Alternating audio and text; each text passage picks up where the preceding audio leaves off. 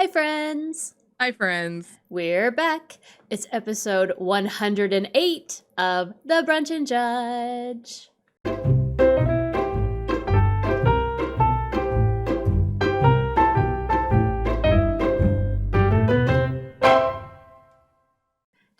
Yay.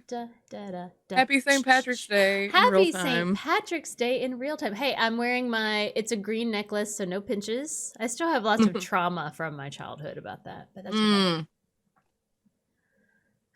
whatever. Oh man, same.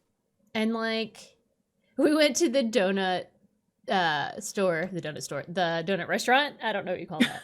Donut restaurant. Was it Dunkin' Donuts? It was not. Thank you. Okay. It's a local place. They also do sandwiches and stuff there too. So I don't.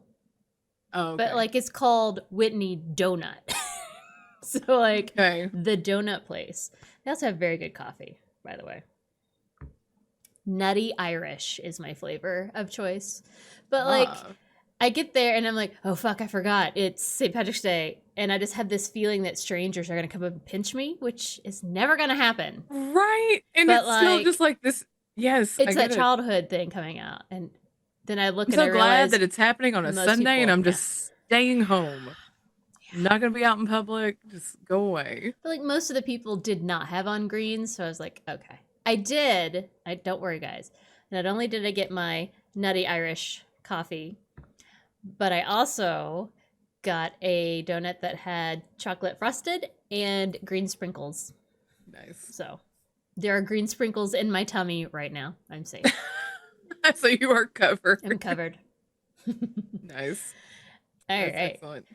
This week we are talking paranormal. Yes.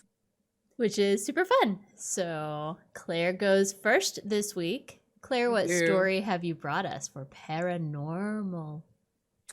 I'm going to be talking about a theater in Chicago, which has had several names, but currently it is named the Nederlander Theater. Ooh. But when all this stuff happened, it was known as the Iroquois Theater. Okay. And it was built in 1903. It opened November 23rd, 1903. And it was claimed, because we know what happens when you claim things. Uh-huh. Claimed to be fireproof. Ha! Oops. Yeah. Getting some Titanic vibes early. I know, right? Right out the gate. Yep. Mm-hmm. Uh-huh. But just over 1 month after opening on December 30th, 1903. No. Yeah. Uh-huh. A catastrophic fire broke out during a performance with 1,700 people in attendance. And 602 people died. Holy cow! Yes. 250 had non-fatal injuries, and this became the deadliest fire, surpassing the Great Chicago Fire. Damn! Because that one only had 300-something deaths. That's insane, because the whole fucking city burned down, basically, but... Right. Okay. Yes. So, what was going on there had a show called Mr. Bluebeard. Okay. Which was a comedy musical. And they said it was a children's show, but then I started reading about the show and it was about a man who was killing his wives. But then they made it. I was like, wait, you said this was a children's show. But then to make it more family friendly, they had the wives come back at the end, so they weren't really dead. And I was like, but still, this is how is this kid friendly? I don't understand. Okay. Yeah, I mean, anyway, it was a musical comedy. Ha ha, man killing his wives. Hilarious. So funny. Yes, hilarity. I don't know. Anyway, but it partway through the second act of the show, Mr. Bluebeard, a stage light up top in the rafters sparked, and it caught the backdrops on fire. And rookie mistake, we didn't make the backdrops fireproof. Whoops. No, and apparently the backdrops were incredibly flammable. It's probably all that lead paint. Probably. And they only gave them this stuff. It was fire extinguisher stuff, but it was just powder that they were to throw on it. Mm-hmm. But because this stuff was way up in the air, it wasn't on the ground, because you're supposed to throw it at the base of the fire, but there was no They couldn't access the base of the fire, right? Of the fire because it was up in the air. And so it was just like falling on the ground. There was nothing they could do to like put it out quickly. The stagehands, they tried, but then there was also a fire curtain, and the fire curtain didn't lower correctly. Yeah, it got stuck. It got stuck on some lighting. Yeah. And the exits, apparently they had lots of exits, but the exits were not clearly marked. And they didn't want to mark them with lights or anything that glowed because they were afraid they that didn't want to distract from the show. Yeah, that's exactly right. Yes. And on the doors, like now we have crash bars because that's like a fire thing. You have to have that now. They used door locks that were popular in Europe called bascule locks, but they were not super popular over here. And so people didn't know how to use them. Awesome. Because they were a little bit more ornate and fancier, pretty looking, but people were not used to like opening doors with those types of handles on them. So yeah, but like I said, the crew tried to lower a fire curtain made of asbestos, but it got caught in the lighting fixtures and it only lowered halfway, so that didn't help.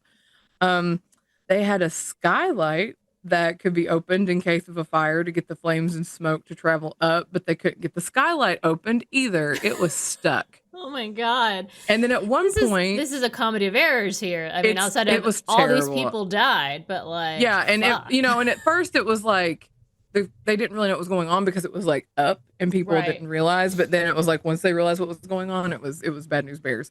And then at one point the crew opened one of the back doors to the stage and all this cold air rushed in and it created caused it to like a backdraft, and then a big fireball just like came into the theater, and it was just like pandemonium. Oh my God. That sounds horrifying. Oh yeah, everything about this sounds completely awful, and I'm just like, what? This is terrible. The poor people in the balcony were trapped because the doors that led up to the stairway to the balcony, they basically locked them in because it is just like the Titanic. Awesome. It wasn't because they didn't want them to get out because of the fire. It was they basically locked them in because they didn't want them sneaking out to go down to the more expensive seats in the theater. Well, I assume that's kind of what was really happening on the Titanic too, is to keep them out of the richy areas, right, so that they would yeah, die necessarily. And so people were being trampled in the stairways.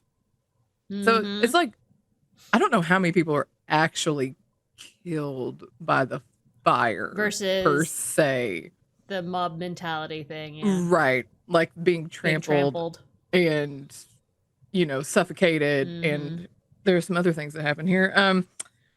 The fire escapes wouldn't lower. Part of them were not finished. And part of them were frozen because this was December. So people were jumping to their deaths. Because they would rather die that way than burn, which I get that, because I feel like in the ways of dying, burning is up there. Being on fire is one of those that I don't want to. Yeah, it's definitely a top tier. It's right there with being trapped in something and drowning. They are both the same to me. Neither. Yes, same. Yes, can't do either. Sorry. Pass. Yep. So many of the first to jump died. Most of those who lived who jumped because their falls were broken and cushioned by the dead bodies below. Which I'm just like, that's also horrifying. People living in the building across the alleyway where this was happening, these fire escapes, and people, they saw this, and so they were trying to help, and they got 2x4s and ladders, and were putting them across the alleyway to have them try to crawl across. Some people were able to crawl across, some people fell. I mean, because you're trying to crawl across on a 2x4, I can't imagine. I just can't imagine having to crawl across. No. I mean, like Indiana Jones bullshit that I'm just like not equipped for.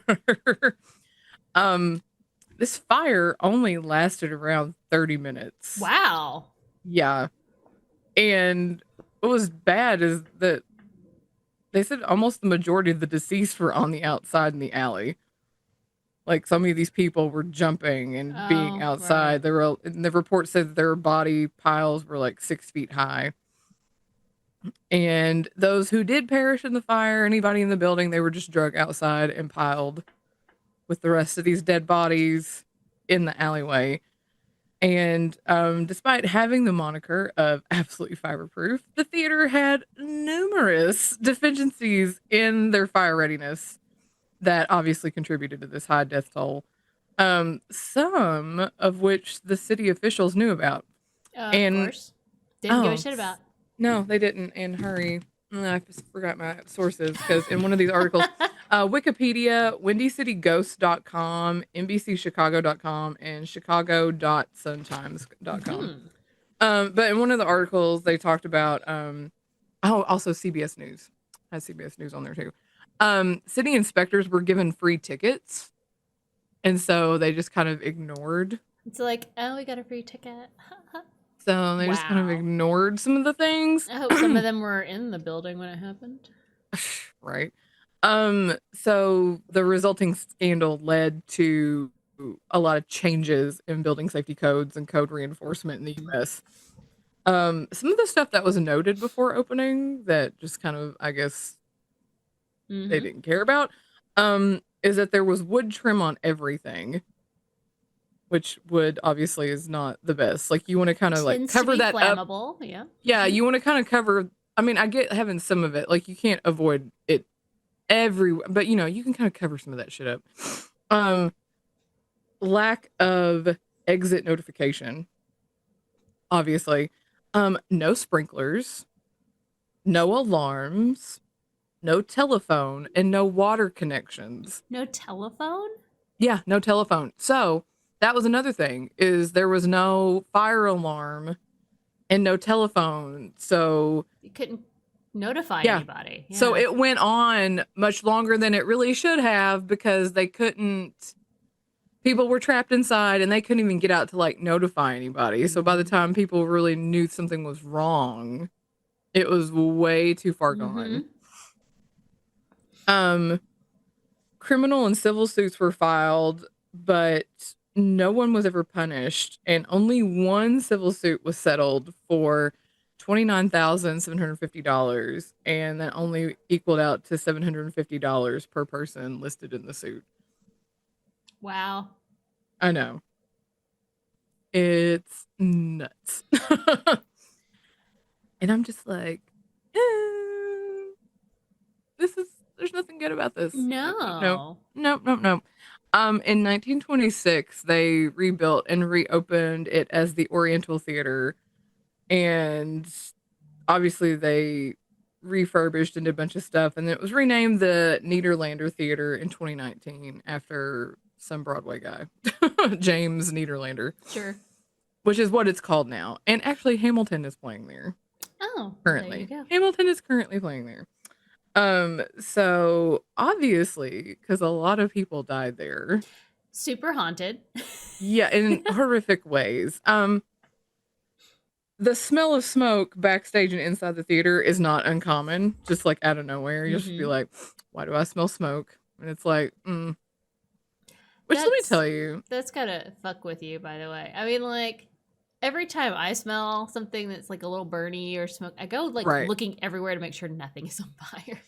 Right. And I feel like being haunted by smells is one of the weirdest things because even in my house, it happens every so often. Like I'll just smell cigarette smoke. And I'm like, because I don't smoke cigarettes. And I'll just be sitting in my living room watching TV, and it's just like somebody has lit a cigarette in the living room with me, and I'm like, and so then I get up and I'm like looking outside. I'm like, is there somebody smoking a cigarette outside the door? Like, where? And I'm just like, I'm being haunted by smells. Like, it's just, and it doesn't happen all the time. Doesn't happen all the time. It's just weird because it's just, I'll be home by myself, and all of a sudden I'll just be like, somebody's just in there enjoying a cigarette with me, and I'm like, what is this? At our house in Washington, we would be like chilling on the couch, the couch.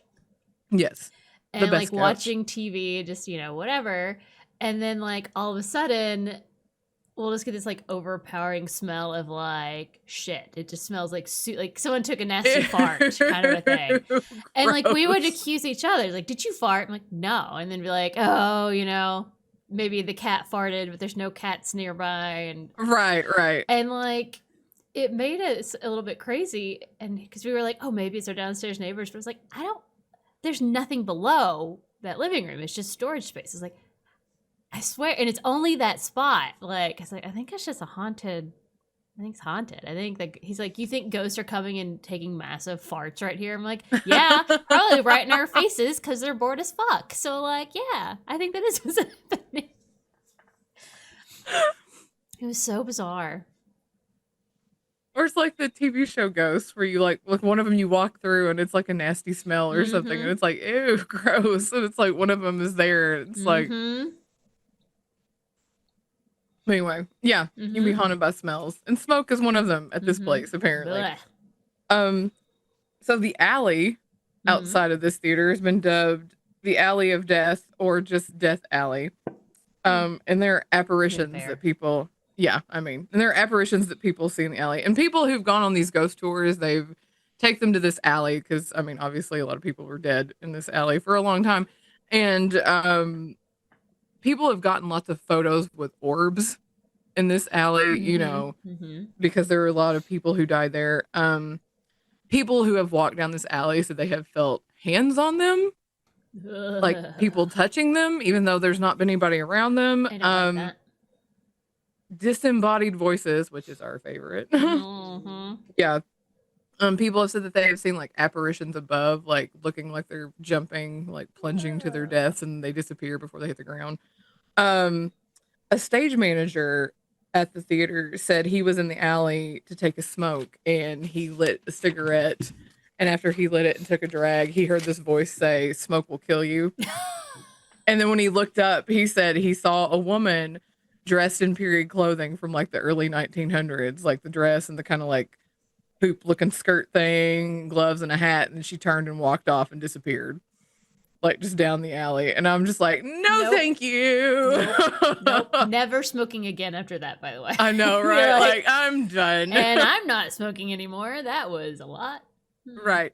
And cast and crew who've worked in this theater over the years have reported seeing like shadowy figures move about in the balcony during rehearsals, like when nobody else is there, it's just them. And people have reported seeing apparitions in the back stairs dressed in period clothing from like the 1900s. I guess people who got trapped in the stairwell. Yeah.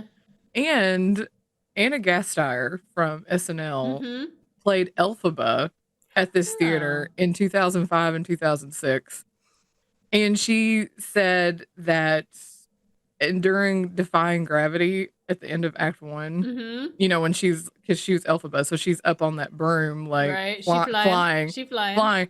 So she, you know, it's all big, and she said, you know, she could see people like on the wings, and she said it looked like there were a bunch of people standing there, like more people than should have been there than just like the stage crew. You could like see it, like because she's up. Yeah. And then she said she get down and there's nobody there. Like just two the normal people. Yeah. Yeah. And she was like, so weird. Yeah. It's so weird. And then she said that there was one, she was like walking, I guess it was in between costume changes, like walking the dressing room down the hallway. And she heard this child's voice, and she rounds a corner, and there's a woman standing there with a boy and a girl, and they're dressed in period clothing. And she said in the moment she didn't think anything of it because she just thought it was another actress. In the theater, there's something else happening. Yeah. Like people, you know, somebody's in costume. And she said she just like nodded at the woman because she's like in her full getup with the green and all that, and the woman just kind of nodded back at her. And then she asked one of her dressing people about it, and the lady was like, there's nobody there. No. And she goes, well, it is getting close to December 30th, and that's when that fire happened. And she said, and she was like, yeah, and they're like, apparently that's when things kind of like kick up as far as like sightings and stuff like that. So she went on like some kind of talk show about ghosts and like seeing ghosts and stuff like that. And she had talked about like working at that theater and things she had seen while she was there. And that was one of the things she talked about, was seeing this woman and these two children and how she just kind of nodded at this lady as she's walking to her dressing room, and the woman nodded back. But I'm just Blah. like, and then later it was like there was nobody there. It was just, and so yeah, that's the story of the Nederlander Theater, which was once the Iroquois Theater, which caught on fire due to lots of neglect and. I hate that. Oh, I hate it. I mean, I love that, but like, but then I'm also yeah, like, do you know how much fun it would be to like, maybe you work there or like you're helping out at something and you're like, you know what I'm gonna do? I'm gonna put on some period clothing and just wander around and see who I can fuck with today. Right. Right. But yeah, I was like reading, it was like the more I read, the more I was like, God, this was awful. Yeah. Like I have never heard of this fire. No. Like everybody always hears about the Great Chicago Fire. Right. To be like, hey, you know, not. I mean, we never mentioned, oh, hey, by the way, we had the Titanic, but as a building claiming to be unburnable. And we were like, bet. Yeah, absolutely. Fireproof. And it lasted a month. I know it is such a Titanic story. I mean, it's, you know, it's not the first night, but it's basically, I mean, the first month. I mean, it was like, what are these 6 weeks? 6 weeks in. It's like, and it was like everything that could have gone wrong went wrong. Everything was bad. But also I'm like, why would you build especially, it's like if you had sprinkler systems that you could like install, why would you build a building with no sprinkler systems? Like why? Because this is before we had things like OSHA and gave a shit about people. Facts. So That's just facts. a reminder, people will not on their own give a shit about others. They don't care. Yeah. And that was another thing. A bunch of the doors, none of them open. They wouldn't open outward. They all opened inward. No. Yeah, that was another thing. And it was just when you have a bunch of people getting there, you can't get the door open. Yep. Yeah, that was another thing. It was just like, you think about things now that are just kind of standard. Mm-hmm. And you're just like, wow. You think, I don't know, it's one of those things you think of all the people who came before you who had to die.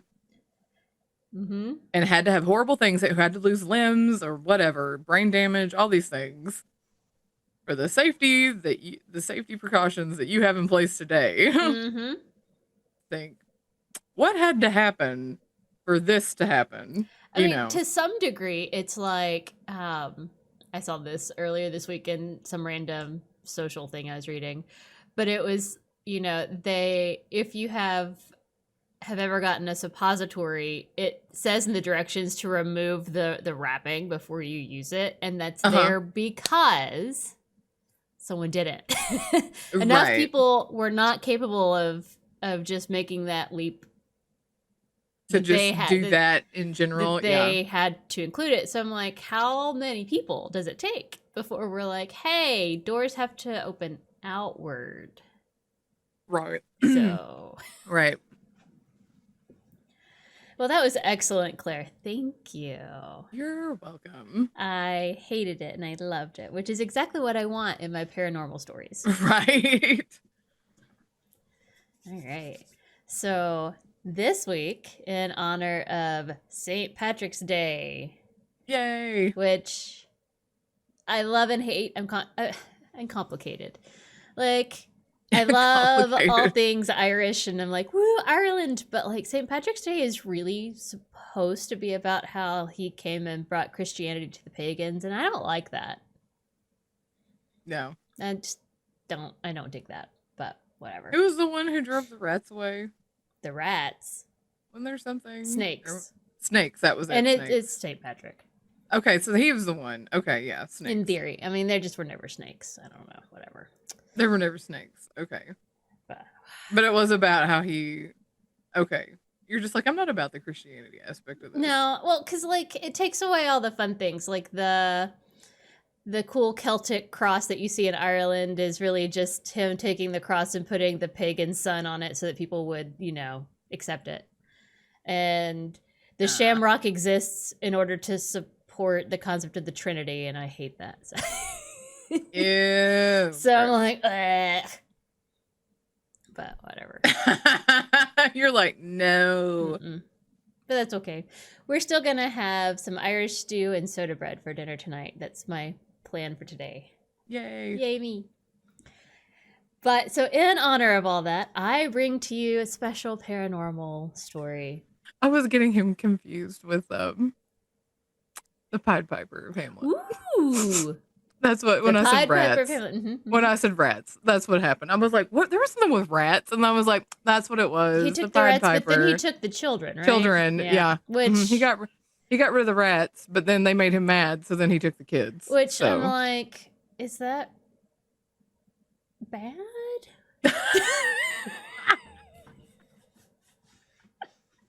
Yeah. I don't have children for a reason.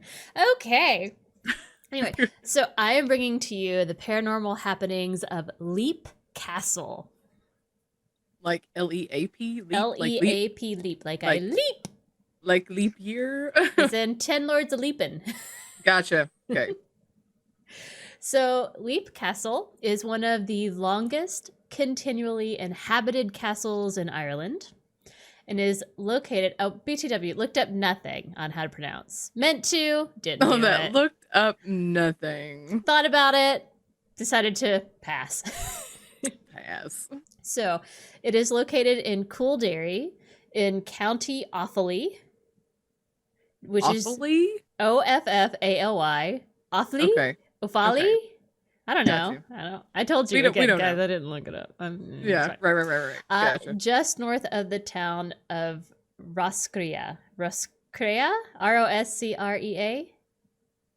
I don't know. Your guess is as good as mine. So, the castle was thought to have been built by the O'Bannon clan, which brought me lots of fond memories. I suddenly remembered Curtis, right? Yes. Curtis. God, I loved him. He was a fun person. Anyway, the O'Bannon clan were the secondary chieftains under the ruling clan, the O'Carroll clan, which meant that they kind of like worked for them. They were like next in command, I guess. Okay. Like and so they're right-hand men, I guess. Yeah, kind of. It's like the O'Carrolls are like the whatever, but like we're like the next. Okay. Whatever. I don't know. The castle was originally named, didn't look this up, so sorry, Leaf y Bannon. That's my guess on how to pronounce that, which means Leap of the O'Bannons, which is how it got the name Leap Castle. Okay. So the current castle that exists there today was probably built over an earlier castle that was built by the O'Bannon clan. And before that, the site had been used by druids for initiation ceremonies. Yay! Ooh. So druids. That particular area is dense with spiritual energy because it is at the crossing of two ley lines. And if you don't know what a ley line is, they are areas where the veneer between physical and spiritual realms are thinner and more permeable, which makes it easier for entities to manifest. Yay! I love it. It does have the title, according to some, of being the most haunted place, one of the most haunted places in the world. So cool. Nice. So legend has it's built like right on. It's two ley lines. Is that like where they intersect? Like where they cross each other. Like bloop. I feel like that's like asking for trouble. I know, right? But legend has it that in the beginning there were two O'Bannon brothers who were arguing over who should hold the chieftainship of their clan. And in order to settle that argument, they decided that they needed to do a display of strength and bravery. I was going to say, are they going to have a wrestling contest? That would have made way more sense, because instead they decided that they would both jump off of the outcrop where the castle was going to be built. So like a jump from a large height. And the one who survived became the chieftain, because the other one died. Oh my gosh. Right? It's insane. So is that why it's called Leap Castle? I mean, I'm here for that because, like, that makes sense to me. They leapt to one of their deaths. One leapt to their death, and the other leapt to their chieftainship. Yeah, or whatever. To their promotion. So, like, even from the very beginning, this place was fueled by blood and violence. So, good times. Obviously. So, the goal of this castle, or the reason why it was built, was it served as a guard to the pass through the Sleeve Bloom Mountain, which was a big deal. I don't know. I did not look at a map. I just went, okay. But because of this particular area, apparently it was a contentious area, so it was the most fortified castle of its time. And again, though the O'Bannons built it, technically it was the O'Carrolls who, because they were like the real main top of their clan world or whatever. So the O'Carrolls called it home as well. It's complicated. I don't try to understand how any of that works. You're like, I don't understand all these old school politics from way back in the day. Not at all. But the O'Carrolls were very well known for their ruthless tactics, and they killed lots and lots and lots of people. So cool. That's unfortunate. So we'll start with John Carroll, who was probably responsible for the construction of Leap Castle, the one that is there now. Anyway, and he died at Leap Castle from the plague, which, I mean, that happens, obviously. Right. His son, Mulroney, took over, and then he died at Leap Castle, seemingly from natural causes. I couldn't find anything that said otherwise. I mean, someone has to. This is where it gets fun, because I looked up no pronunciations. Mulroney's son was named Feargenham. I'm sure there's a much more entertaining way to pronounce that, but it looks like Fear, F-E-A-R, Gan, G-A-N, H-A-I-N-M, Feargenham. Probably something like Finnegan or right? weird. It probably is something, because like nothing is ever pronounced that way, the way that it looks. So Feargrim. No. Feargrim? I don't know. Or probably like Feargum. Yeah, I don't know. But so he took over, and while he was in charge, there was a rumor that he murdered one of his guests at dinner. Oh. Like at the table. And had his steward... Like poisoned him, or just like went up and just like slit his throat? Like, oh, we don't know. Okay. I don't know. But then had his steward go and kill the guest servant in the guard room. Because like, no ratting out what happened. So like, whatever. Oh, okay. But then Finnegan, Feargrim, whatever you want to call him, was later murdered by another clan, the O'Malloys. Because, I mean, I don't know. Probably the guy he murdered was connected to them. Seems reasonable. It's like, vengeance is mine. Mm-hmm. So, Feargrim, I love saying this name that I don't know how to say, Finnegan, he had 4 sons. So he had 4 sons. I can pronounce one of their names. His sons were Teague, the one-eyed. I don't know why he was one-eyed, but apparently that's important. Teague the one-eyed. Teague the one-eyed. Okay. William, thank you.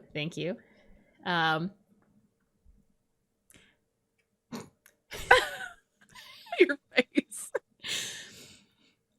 Well, it's yeah, it might be worth looking up how to pronounce this, because like it looks like it's Maolruinweed. So like spell it Maolrua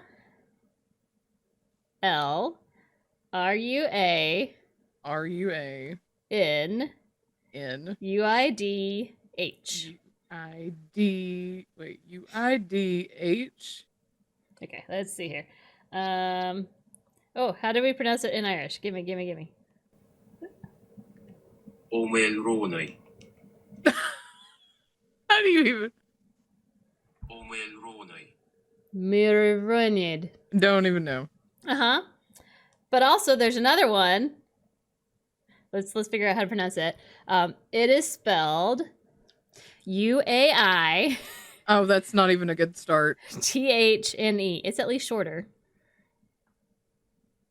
Uaithne. Oye. What? Oye. Woodnye? Oye. Woodye? Whatever. Okay, so he had 4 sons. Teague, William, and then the other 2 guys. Teague was the one who quickly assumed command of the clan, but was later killed by Cahir, also known as Charles, so we'll call him Charles O'Carroll, who was... Oh, it doesn't really say. Just someone that he was killed by one of his own kinsmen. But he did have a son that he named Mulroney. Mm-hmm. So Cahir, the one that killed Teague, was in turn murdered by Teague's younger brother, William. This is all happening at Leap Castle, by the way. At the same place. Yeah, everybody, you know. So William was then murdered. Good grief. But William had fathered 4 sons that he named Teague, Mulroney, John, and Charles. Well, at least you can pronounce all those. I mean, I don't know that Teague is right. I'm just saying it. Is it T-E-A? T-E-I-G-E. It's probably Teague or something. I don't know. But Teague is great for me for now. So John was the one that ended up succeeding William. So then John was murdered by his cousin, not brother, his cousin Mulroney, not his brother Mulroney. This is why I hate when we name everybody the same things, guys. It's very complicated. Meaning that he was actually murdered by the son of his uncle Teague, who had been murdered and his dad had avenged. So like... Oh, good Lord. Yep. So that's fun. So then that murder was swiftly avenged by John's brother Charles, who killed Mulroney. Again, the cousin, not the brother. The cousin Mulroney. The one that had murdered his brother. And so whatever. So he is now in charge. He ended up being knighted in 1586. Charles. Yes. And so then Charles was killed in 1600. That was retaliation because Charles had previously killed 150 people and they thought he was bad, and so they killed him. And so, you know, while he slept, like they came and murdered him and some of his like trusted men while they were sleeping. So lots and lots of death, lots of family deaths, killing everybody. It's a whole big whatever. This sounds like a Game of Thrones episode. It is a Game of Thrones. Oh, yeah. In 1629, John O'Carroll, who is the nephew of Charles, who at that point had been murdered in his sleep, was given the official ownership of the Leap estate, but that had only lasted until 1642 when the English came to fuck things up, as they do. And an English soldier named John Darby, who was part of the Cromwell garbage, took the castle because, as we know, that's what England does best. They love just to take things that aren't theirs. Yes, they do. And so the Darbys inhabited the castle until 1922 when it burned. And what I love so much, I told you not at all where my information came from. I got all of my information from Same. leapcastle.net, hauntedrooms.co.uk, and Wikipedia. But so my favorite thing is on their website, they have a section called The Burning. The Burning. The Burning. And I was like, this feels dramatic for, you know, a castle burned. But there's a reason. Are you ready for this story? This is bananas. Okay. So look, both of our stories had burning. Yes. Twin flames. Oh, it's literally.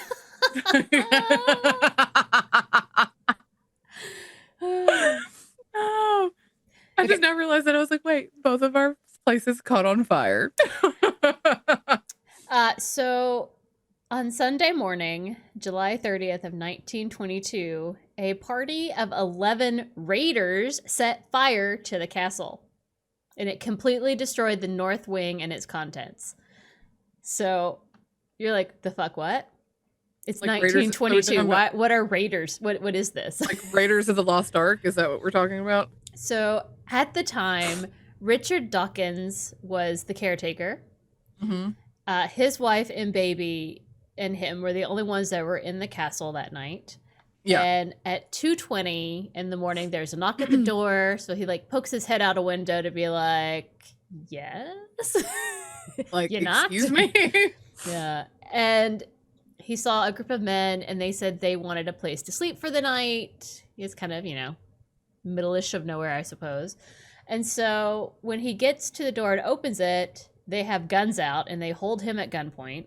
Oh, God. And they basically are like, we're going to burn down the castle. He's like, but my wife, my baby are still inside. And so they give him 20 minutes to go get his family and get GTFO. And so they break all the furniture. They pour Oh, my God. gasoline throughout the rooms.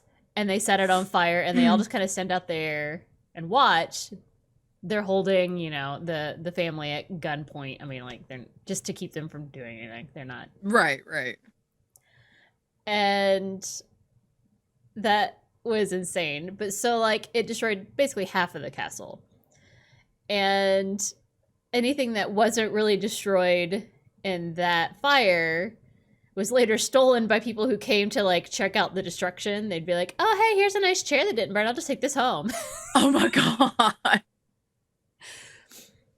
Wow. So then, Classy. so that was July 30th, okay? July 31st, next night. 4:20 in the morning. At this point, Dawkins and his family are staying in the Gate Lodge, which is separate from the castle. Uh-huh. When someone comes knocking on the door asking No. for paraffin oil, and he's like, I don't Nope. have any. Sorry, bye. He's not opening the door. And, a little bit later, he goes to check on the castle because he's like, what's happening? And he now finds that the southern wing is on fire. Oh, my Lord. And so, like, he and his wife are trying to put out the fire. People from town are coming to, to see what's going on. And he's asking them to help. And they're all, like, laughing because they're like, no, we're not here to help. We're just watching it burn. Because I'm like, Oh, my gosh. holy fuck, boy, do these people hate the English. Because this is all about the locals. I mean, it was 100% the locals who came and burned down this castle. Because they were fucking done with the English bullshit. Like them owning this thing cracks that me was up. theirs. Yeah. So, like, burnt out, empty shell, nothing really there. In 1974, Australian Peter Bartlett bought Leap Castle and did some renovations, and it is now owned by the Ryan family, who have been continuing doing some renovations. You can go visit and see some things, so that's cool. But what we're all here for, the hauntings. Yes.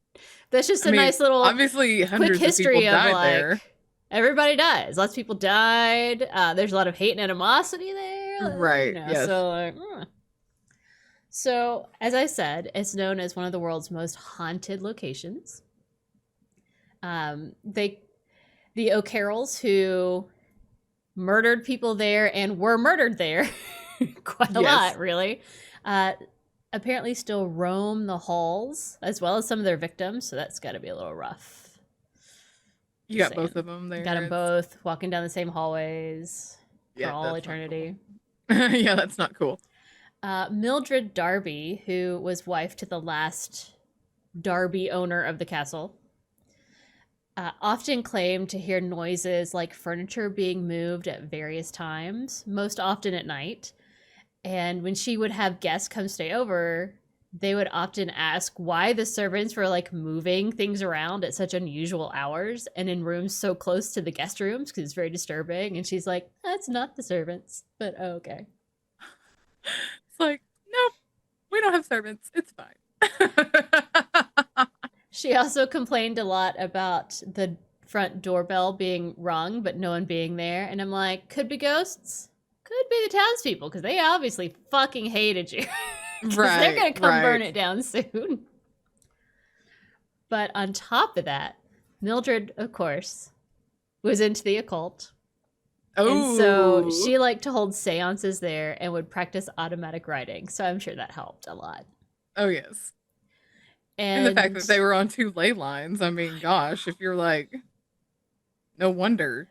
And it was during her time at the castle that they discovered the oubliette, which is a dungeon that the only access point is like a trap door in like the ceiling of the dungeon. Once you're dropped in the hole, you're there forever kind of a thing. Oh. So they discovered the oubliette, and inside they found 3 cartloads of bones, and they approximated it to be about 150 bodies. Oh my gosh. Ah, that's so gross. And so, unsurprisingly to me, Mildred was an author of Gothic novels. I mean, fair. To probably inspired by her surroundings and her creepy experiences. So, good times. So, the current owner, his name is Sean Ryan, and he often hears chanting coming from outside the castle, which creeps me out. That's, yeah. And he complains about hearing his name being called when no one is there. Yeah, don't like that. During renovations, Sean said that his tools would get moved to like the far corners of the room when his back was turned. So, like, he's in the room alone. Maybe he sets down a hammer and he's doing something. He turns around and the hammer is like on the other side of the room. Don't like that either. He had a carpenter there that he had employed who just left. Just no explanation, just left, never returned, and refused to ever say why. It's like, never coming back. Sorry, bye. Just pieced out. Like, we're done. Nope. And like, I totally get it, because once when Sean was on a ladder, like several, like one of those insane tall ladders, like on the outside of the castle, he was working way up on like a castle wall. The ladder was pushed away from the wall, and he was forced to jump several stories and ended up surviving, but fractured his knee. Ew! Oh my gosh! And then after he recovered from that, there was another accident. I'd be like, no, we're not playing this. I'm not gonna be killed by a ghost. Like, this is fucking stupid. No, we're done. In which he broke his ankle. So, like, no, not a good time. Nope, none of that. And apparently, the previous owner, Peter Bartlett, who did some renovations as well, didn't go into detail, but often complained to his friends about what he called poltergeist activity that was occurring while he was trying to renovate. They hate when you do that for some reason. Yeah. And I'm like, but like, it burned. Let us fix it. Yeah, like, we just want to fix things. Like, just to make it pretty again. And then a guy named Peter Gerard, his mom was friends with the Darbys when they were there, and at one point had been invited to stay the night at that castle for a dance. They were holding a dance or whatever. And so she was staying there, and talked about, for years after, would talk about how she felt that someone or something was constantly hovering over the end of her bed. Ew. Like the whole night, and that she did not sleep like at all. Nope, don't like it. Some of the more haunted areas is something called the Priest's House, where people see shadows wandering. Blech. Nope. And specifically, they have seen a burly man, Burly. who is pushing a heavy barrel up the stairs, and when he gets to the top, the barrel rolls down, and then they both just disappear. It's very Sisyphus to me. Like that. Yeah, I was ready to say that's what that sounds like. Then there is the murder hole room. Murder hole? Murder hole room. That doesn't sound good. Actually called Muckle Hole Room. I don't know what that means. I try to figure it out, but it's just a name, Muckle. Like Muckle? Yes. Okay, Muckle. Okay. And in that room, there is a blood stain on the floor that they can't get rid of, and is said to be the blood of a man who is stabbed to death by his brother, which makes sense with all the people murdering each other in the Right, store. right. One of the more commonly seen ghosts is known as the Red Lady, and she is the ghost of a woman that had been captured and raped by the O'Carrolls. She got pregnant, and so the O'Carrolls killed the baby, and in despair, How she dare killed herself. she do that? How dare you get she- pregnant? And But they killed the baby, so she killed herself. in despair, yeah. Ugh, that's terrible. I hate it. But she is often seen carrying a dagger in her hand and raising it menacingly as if wanting to stab someone. I'm like, fair. I would too. I would also feel very stabby. Yeah. And then the ghost children. Oh, God. No, You know, I hate the ghost children. I fucking hate the ghost children. Okay. Yes, all the ghost children are awful. So there are 2 ghost girls that are frequently seen and heard playing in the castle, running through the halls up and down the stairs. And their names are Emily and Charlotte. Mm-hmm. So Emily died at the age of 11 when she fell from the battlements. And people still see her ghost falling from the castle and Ugh. disappearing before hitting the ground. No. And then they see the ghost of Charlotte dragging Emily behind her, and they can see Emily's deformed legs from the fall. And I'm like, No. Why? I don't know. Why do we need to see that? I don't know. Why are we reliving this over and over? Yeah, It's I was like, awful. why do we need to see this? No, thank you. I hate everything about that. Okay. Last thing. Best for last, as always. Yes. The Elemental. Okay. The Elemental is one of the most famous spirits at Leap Castle. And they have many guesses on how it got there. One is that it was put there by the Druids to protect the sacred site. Another theory is it was placed there by an invading force to burn the castle from the inside. They think that Gerald Fitzgerald, which I love that. Right? Like, who does that? I don't know and I don't care. Gerald Fitzgerald, Earl of Kildare, was a renowned magic, with a K, practitioner who attempted to take over the castle several times. True history, looked it up, saw that was real. And so they think that maybe he put it there to like try and... Okay. It may also be the spirit of an ancient O'Carroll who died in the castle from leprosy. Because when you see it, it has decomposing facial features, and anytime it appears, there's an appalling stench. Ew, gross. No, thank you. Another thought is, remember Mildred and her occult obsession? Yes. They think that maybe between that and the discovery of the oubliette with all the bodies in it, that is what awoke the elemental. Okay. Because whatever makes it sense, is, it got provoked. So now its presence is hanging out. I don't like that either. No, because when I would die. You would die. Do you know why you would die? Because apparently when you see the damn thing, it causes heart palpitations, nausea, vomiting, sweating and chills, tremors, dizziness, and fatigue. So, like, you're going to have a heart attack right there, essentially. Well, the vomiting because of the smell. I mean, I don't want to smell like decomposing flesh. Nobody wants to smell that. Like, ew. Ew, David. Mildred wrote about her experience with the elemental, and I'm going to read that to you. I think God is the daylight right now. Okay. Right. I'm just like, no, I don't want to do this. Suddenly, 2 hands were laid on my shoulders. No touching. No. Absolutely no touching allowed. Do not touch me.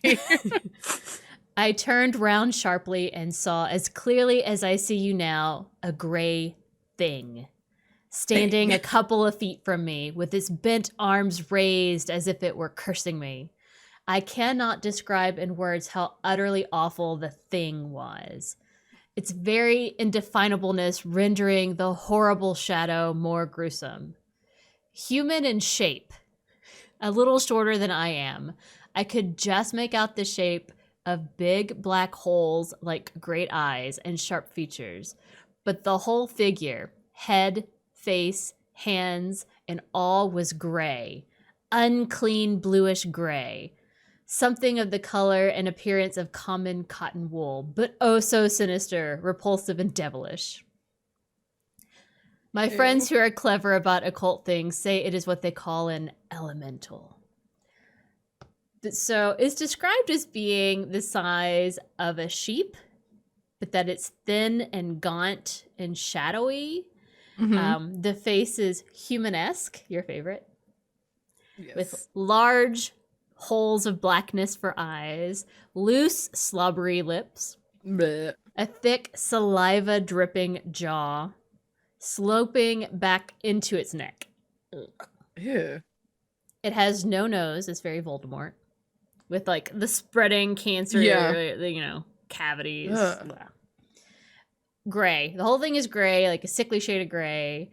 It's covered in hair that is gray and dark and coarse. I would die. No. It has paws that are large and somewhat hand-shaped, which is creepy. No thanks. It occasionally will sit on its hind legs and has claw-like fingers. Blah. It has lusterless eyes, which seem half decomposed and look incredibly foul. Yeah, I'd say so. And the horrible smell. Apparently, like it is an immediate, like it hits you with like horrific nausea the moment you smell it. But And is semi-transparent in that you can kind of see through it. Mildred said that she could see the framework of the door behind it through its body. So, ew. ew, indeed. So that is very specific to Leap Castle. It has its own elemental. Ew. Sean Ryan says that he hasn't had any direct experiences with the elemental so far. Just, the rest of the ghosts that are trying to murder him constantly. But, Apparently, yeah. otherwise, good times for everyone. But that is the story and hauntings of Leap Castle in Ireland. Oh my gosh. No, thank you. Right? Hard pass. Hard pass. Ugh. But there you But go. and yet, if somebody asked us to stay the night there, I'd probably do it. Oh, absolutely. I mean, not alone, but No. if I'm going to be scared out of my mind, I'm going to be scared out of my mind with somebody else. So, but yes, Absolutely. absolutely would yes. stay there. So, add that to our list of places to visit, Yes. where we run screaming out into the night to the chanting that's happening outside from the dead druids that are still there. So, I don't know. Apparently, yes. But there you go. That's my story. Well, that was great. That was Thank you. fantastic. Thank you. It felt Irishy, Yes. full of murder and mayhem. Yes. All right. Lots of it. All Excuse right. Well, Claire, Yes. what are you judging this week? So many things to judge. Well, first, I'm gonna do two. I hate my part-time job. I hate it. They suck. It's just a couple. They're changing shit, and they don't need to change it. It's like they're changing shit. It's not for the better. Maybe for the better for them, but Well, not that's for like really what the it's about. I mean, employees. Anyway, they certainly don't care about you. They would No. absolutely put in emergency exit doors that open inward. yeah, these are the type of people we're dealing with. Anyway, I went in and I found out that my store had made the month for February, and I was like, oh, cool. Because if we make the month, the managers get a bonus. Granted, it's not a very big bonus. It was like $75. But still And nice. after taxes, it's like 50 something. Mhm. Okay. However, I need this money. Yeah. Because in the last like 3 to 4 weeks, I've not really said anything about this, y'all. I've had All a the wisdom holes. tooth. Yeah, yeah. I've had a wisdom tooth pulled.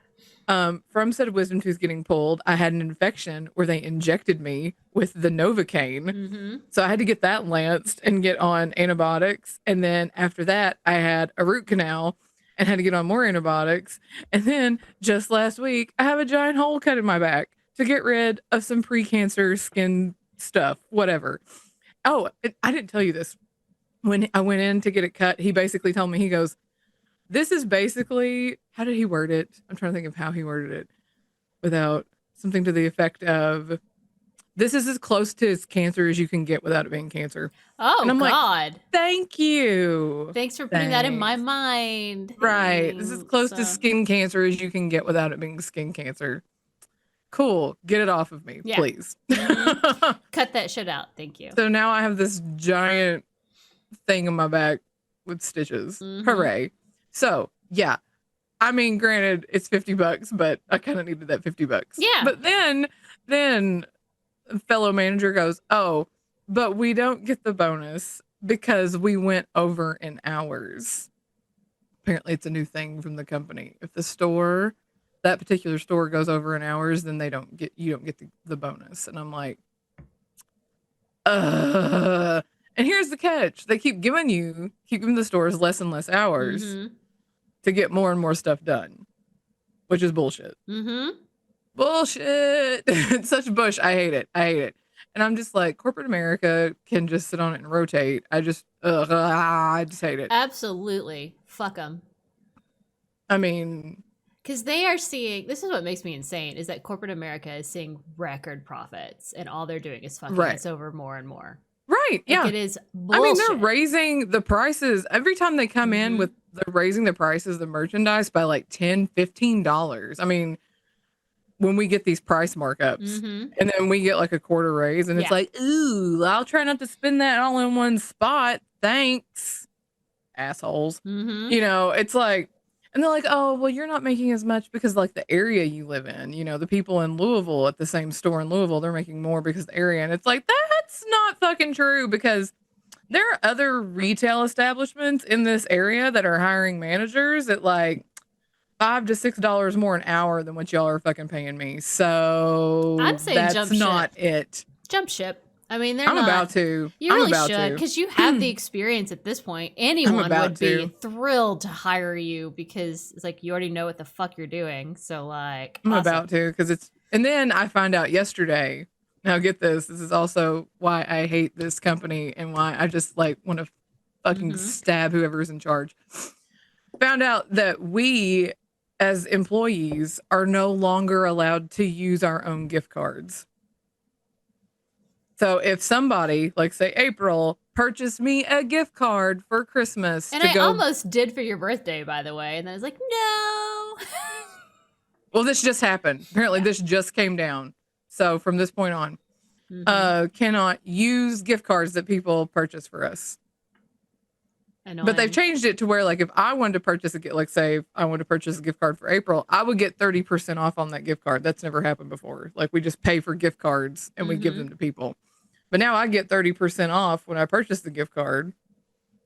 So if I bought somebody a $25 gift card, I get 30% off on that, and I wouldn't actually pay $25. I mean, that's cool, but Yeah, but still, people can't give me gift cards to use. And but my manager was like, "Well, we could cash it out for you, and then you could spend the cash." And I'm just like, "That's still fucking dumb." Because then what if I'm like, "Oh, well, I'm just gonna take the cash and run then." Yeah. Deuces. I would. I'd be like, cash this shit out. I'm out. Bye. Right. Like, it's fucking stupid. Bye, stupid. Yeah, like you said, people are seeing record profits and then they're just like, no, we're going to make life so much harder for you people. It's like, fuck you. And speaking of making life harder for people, I saw this article and I was like, what the fuck is this nonsense? And let me see if I can find it because I pulled it up and then it went away. But anyway, it was it's in Colorado Springs, I think is where it was. It was in Colorado, definitely, but I think specifically Colorado Springs. Yeah, here it is. Colorado. It said, and the headline was, hang on, it's pulling up. course, now it's going to take forever because I want to look at it. School district teams up with nonprofit to offer affordable housing for teachers as incentive. So I'm just like, okay, what is this? Okay. Yeah, it's in Colorado Springs. So yeah, Harrison School District 2, along with local nonprofit We Fortify, is stepping up to make sure teachers can have an apartment of their own at an affordable price. The district will be opening an apartment complex called Wendy's Village, which I think is a stupid name, which I'm like, is it like, you know, like the fast food chain? That will be located on the property of Mountain Vista Community School within the district. The complex is expected to be built where an old soccer field was. Okay, here's the kicker. Wendy's Village will offer teachers a 1-bedroom, 352 square foot apartment for $8.25 a month, waiving the first and last month's rent. Wow. Okay. One of the mantras for We Fortify, which is the nonprofit, is that we will never build a community or a home that we wouldn't put our own friends and families in. Okay. And I think that when you have that level of excellence, so many people are drawn to it. I mean, I guess, but also Like, not everyone loves friends and family enough to think they deserve nice things. So that Right. doesn't really mean anything to me, but okay. And then it says officials who coordinated this project said they needed to provide teachers with an incentive to teach in Colorado Springs. Creating cost-friendly housing was the method they thought would be most effective.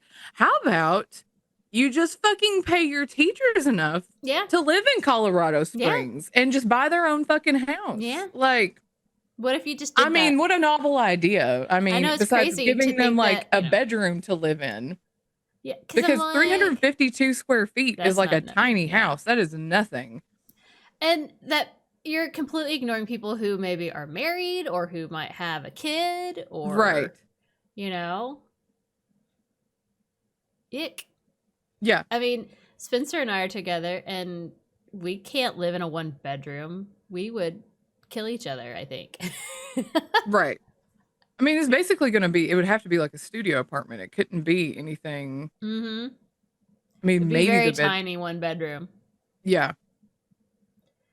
So, Yeah. no, it's terrible. And I'm just like, it says we want them to be able to focus on teaching, creating great opportunities for our kids and learning, not worrying about how am I going to make the rent. To me, it's like I appreciate that, but there's 2 things here. One, like you said, just fucking pay teachers more. But 2, just have more affordable housing in the area. Like, it doesn't need to be specific to anybody. Like, just have affordable housing. Just do it. And immediately when I read this, I was like, this is giving me like, and for those of you, if you're listening and you're not from coal mining territory, this immediately was giving me like company store vibes. Because this is for you people who didn't, it's like, tell me you grew up in Appalachia without telling me you grew up in Appalachia and it requires saying 16 tons. 16 tons. What do you get? Right. Another day older and deeper in debt. But what did they call script? The money. It's like, oh, you're paying in script, which is not real. Yeah. It was just fake. Ugh. Yeah. Hate it. So it was like, yeah, it was like sold my soul to the company store. And that's what this is, the kind of vibes this is giving me. And it's just like, I feel like this is going to turn into another ghetto and it's going to be run by a slumlord. And that's what I see this becoming, is what that is looking to me. And that's what, it's giving, like I said, it's giving me company store vibes. And it's like, you get some newbie. And like I said, I was talking to April about this beforehand, but it was just like the only people who this would appeal to would be the ones right out of college.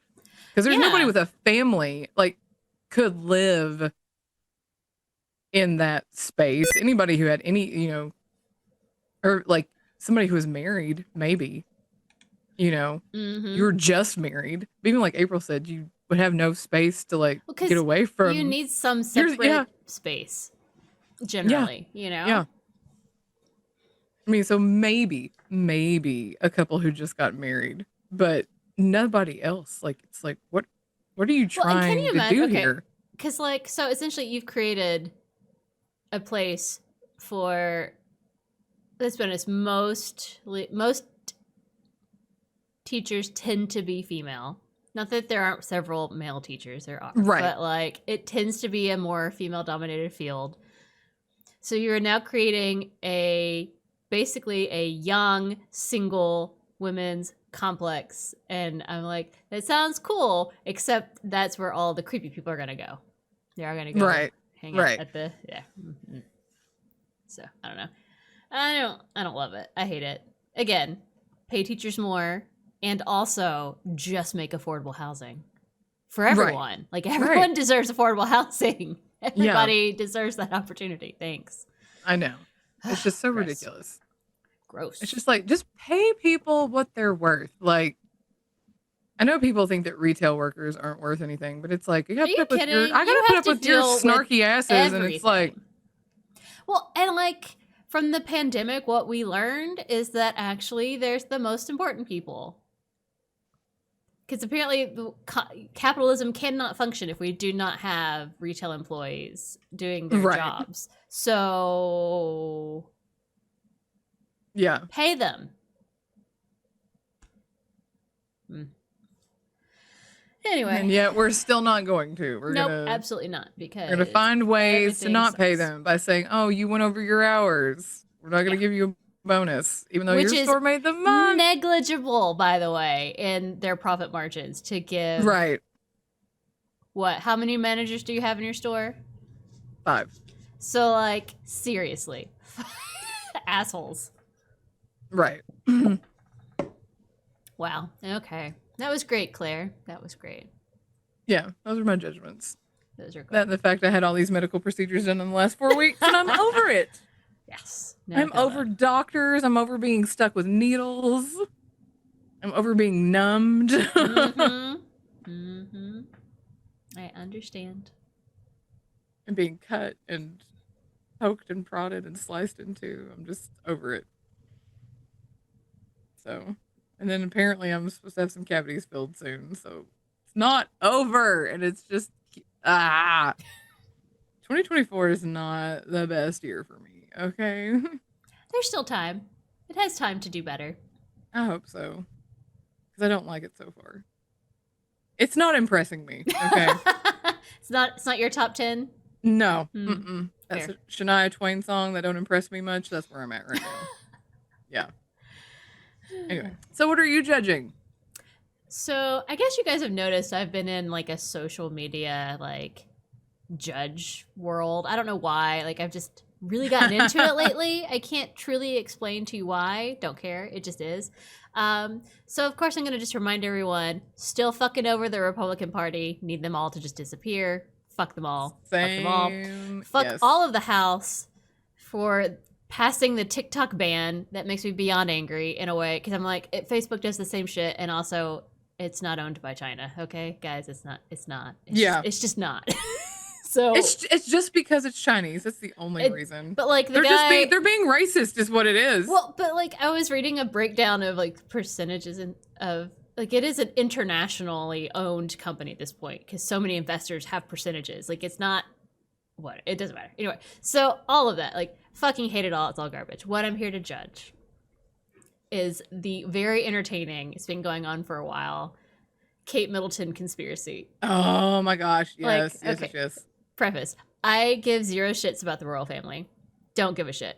Fascinated because of the drama that just surrounds them at all times. Like they have got to be some of the most dysfunctional people in the world. Right. Team Harry and Meghan forever. Absolutely. Just like, I get it. But like, no animosity towards like Kate and William. Like whatever. They exist is basically it. But so, if you don't know, the last time anyone really saw Kate was Christmas. Yeah. And then like something happened. There have been so many things that have been forcibly pieced together to be like Kate Middleton may be dead. She's not dead. Right. William had an affair and with that's another with big one. the Marchioness of Chumley, and she is pregnant with his baby, and Kate may have also had an affair with the guy who killed himself recently, and she may have had his baby, and that's why she was having this abdominal surgery that's all secretive, and she's not been, I don't know, it's a whole thing. But I'm sitting here going, one, I love this, because like there was also one where it was like he might have had an affair with like one of her best friends. well, but that's because she was one of Kate's good friends. Like they were really good friends for a while, and then they apparently had a falling out over something that was relationship related, and so because she had originally been William's girlfriend long before he met Kate, like that's just the assumption, and like maybe he did. There's all these like, well, Charles and Camilla, and if she has this baby, is it in line for the throne? And I'm going, I don't even know. I don't care. And turns out Camilla and Charles may have had a kid. And is it in line for the throne? Like it's a whole, it's blown up into a way. But so the best part is that I guess to try and deal with some of these rumors or whatever, the British family and all of their stupidity decide to release a photo for like their Mother's Day. I saw that. Where it's like Kate with her 3 kids, but like it had obviously been Photoshop edited, and there's like all these mistakes everywhere, and it was so bad that these huge news companies like AP and like the big players were like, we gotta take this down because like this has obviously been edited, and like the level that people went to be like, this is exactly what she was wearing. They just color corrected to turn this sweater this color, and it doesn't come in that color, and it's the exact same. And I'm going, guys, why are you guys so obsessed with this? But also, I want more.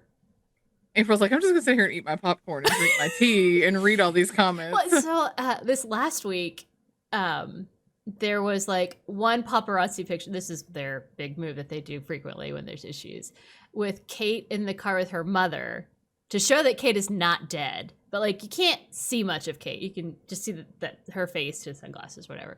But like the fact that she had some kind of abdominal surgery that has kept her out of like everything, like no photos, no nothing, for months, and in theory she'll show back up in April, has caused so much speculation because like in this time King Charles has cancer, and he comes out and just like, I have cancer, this is the cancer I have, or whatever, and everybody's like, okay. It's just like, why are you being quiet about an abdominal surgery? And doctors are like, this isn't normal. You don't stay in a hospital for 2 weeks after abdominal surgery. You go home. One doctor was like, you know, like to be planned, like something could happen and you have to stay, but like, he's like, this one doctor was like, if you have a Whipple, which is a hugely invasive surgery where they basically cut you open entirely, like you still go home after like a week. So it's like, what the fuck is even happening? The fact that no one like William visited her once, like no one visited her there. It's insane. So like there may be murder, there may be babies, there may, like, who knows what's happening, but it's so fascinating and I love it. And I love that people are obsessed. I don't care, but I'm enjoying watching other people care. It's so amazing. I love it so much because I'm like, I mean, I read Spare. I did. And it was eye-opening about how fucked up that family is, but also like, okay. So also, that's my judge. There's somebody that I know who apparently like reads into like Nostradamus's predictions. Okay, yes, and apparently Nostradamus predicted that there would be a King Harry at some point around this time. Yes. And that like they're talking that Kate Middleton doesn't want to do this anymore, and that she wants to step away, and that if she does, then that means Prince William can't become king, because this is what this person was telling me. I don't know the ins and outs of any of this bullshit. Okay. Well, I was gonna say, one of the other theories is no one has seen the children, so they think they're all dead. I'm like, I don't think they can hide that. Like, that seems like a really big jump to make, but okay. Wow. But that, like, if she steps away, then he can't do it either. That he would have to, like, step away with her. I don't know. Like I said, I don't know the ins and outs of all this, like, royal nonsense because, like, I'm like you. I'm like, I don't care. So then that if that happens, then Harry and Meghan could come back and that Harry could take over. And I'm just like, whoa, whoa, whoa, whoa, whoa. What? And then she's like, yeah, it's Nostradamus. And it was just like all this crazy. And I'm like, what? I would not be offended by a King Harry. I think that sounds fun. But still, it was just like, oh yeah, I read into all these Nostradamus's predictions and la la la. And I'm just like, I feel like it's a little bit too out there for me, but whatever. To each their own. But still, she was telling me all about it, and I was just like, wow. I love it. I just love it too much. It makes me too happy. But that's it. That's my judge. The magic. It is. Of it's the wild. Keep watching, guys. It's not going to go away. Like, she's going to come back, and it's going to be one of them was like, but we have to make sure she's not made of cake. Make sure she's not made of cake. And then, like, I saw it's a picture of, like, the guillotine, and it was like the French figured out how to determine whether royals were made of cake or not. Oh, that's terrible. And I was like, not wrong. Right. But like, okay. oh. All right. On that fun note, So bad. it must be time for tarot time with April. A spooky. Do. Behold the cards. What shall we ask the cards this week, Claire? I don't know. I mean, I suppose we could ask the cards if Kate Middleton is dead or not. There we go. Or something about the state of the royal family. Yeah, what's going on with Kate Middleton? What's that? Okay, here we go. All right. Oh, cards. Oh, universe. What is happening with Kate Middleton? Will we ever know? Will we know the truth? Well, we have the Five of Wands. We have the Nine of Cups. And we have the Queen of Swords inverted. Uh-oh. That's probably bad. I mean, queens are pretty awesome, but I think once you invert them, it gets bad. Okay. Five of Wands. Let's see. There are different ways to look at this card. One is frustration, and the other is competition. Okay. So that's fun. Let's see. So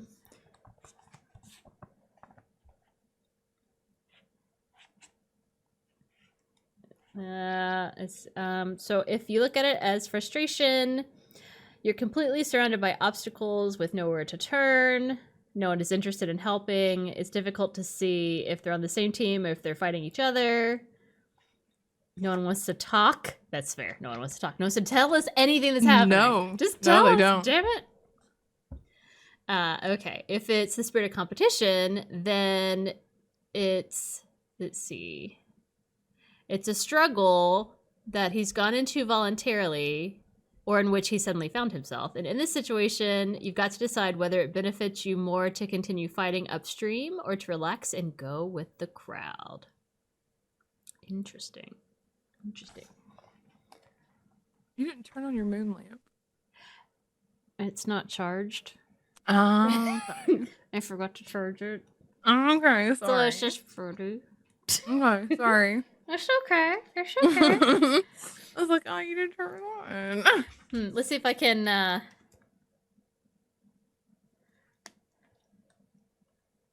Let's see if like my phone would shine through it. It will not. Aw.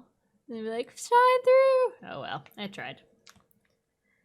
The magical mystic moon lamp. We'll have to wait till next week. Okay. Okay. Nine of Cups. Let's see. If it says man, but we have a cat. If the cat in the card could speak, he would say, "You know, I don't even have to look over my shoulder to count my blessings. I'm certain of them. I know that even if one cup falls and spills, the other 8 will be enough to sustain me. I am satisfied with life and my place in it." So, let's see. You're grateful for what you have, and the universe gives you even more to be grateful for. So it's not about being rich or having a big puffy shirt. Cute. It's about being satisfied and having enough. And it's about being grateful for what you've got. So I guess she's gonna just become grateful for her experience now. I don't know. Cannot answer that, but the Queen of Swords inverted will tell us. Are you ready? Yep. We have a minister in my church who talked about having an inclusive and welcoming environment, and that one of the ways to best do that is to pretend everyone is in the room. Okay. For example, I have an aunt with green eyes and blonde hair who overheard classmates dogging out Native Americans. She got to tell them that she was Native and that they should watch their damn mouths. They were completely shocked. I always think about this. I always wonder how someone would feel if they heard how I was talking about them. Is it true? Is it kind? Is it necessary? The Queen of Swords inverted is a nasty card. Ah. Full of self-doubt, lack of mental clarity, and bitchiness. Whenever this card comes up in a reading, I caution my clients to think carefully about the words coming out of their mouths. Words are sharp and can cut. They can change someone's life. They can make someone feel so bad about themselves. Words have intent. Even if you get lucky and your gossip doesn't make it back to the target, you just spewed all that negativity into the universe for no good cause. So it's all fake. It's talking to us as people. We got to stop gossiping about Kate. She's fine. I'm sure she's fine. It's just weird. Yeah. And I feel like the internet is making it into something it isn't. Well, and I'm like I don't know if William cheated on her at some point or not. I hope not, but like that's a thing that could happen in any relationship. So like whatever, but also maybe just take a picture with your kids and don't edit it. Cuz that was weird. Cuz she claimed that like she edited it. And I'm like, why would you ever edit a picture? Why do you have Photoshop? Right. Like you're the princess. Like, what are you doing? Don't you have something better to do than play with Photoshop? That's so weird. I know. Don't you have a staff that can do that? You know, that actually know how to do that? Whatever. Anyway. There you have it. That's what the cards say. Telling y'all to cool your jets is what it's saying. Telling me to stop being obsessed. I know. I'm working on it. So what will we talk about next week, Claire? Oh, something fun. This one was fun. Actually, they're generally fun. We are doing wild card. We love that. We love having all the options. Yay! Right. Anything. The world is my oyster. I know. Oh, okay. Well, that's very exciting. Yes. So be sure to join us next week as we bring to you some of our favorite topics that we haven't talked about yet. Woo! Yes. Wild card. All right. Until then, you can find us in all the things and at all the places at Brunch and Judge. Please follow, like, comment, subscribe. And you can send us new topics for our wheel or any stories you'd like for us to cover to us at brunchandjudge@gmail.com. So until next time, keep on brunching. And keep on judging. And stop attacking Kate. Yeah. Bye. Bye.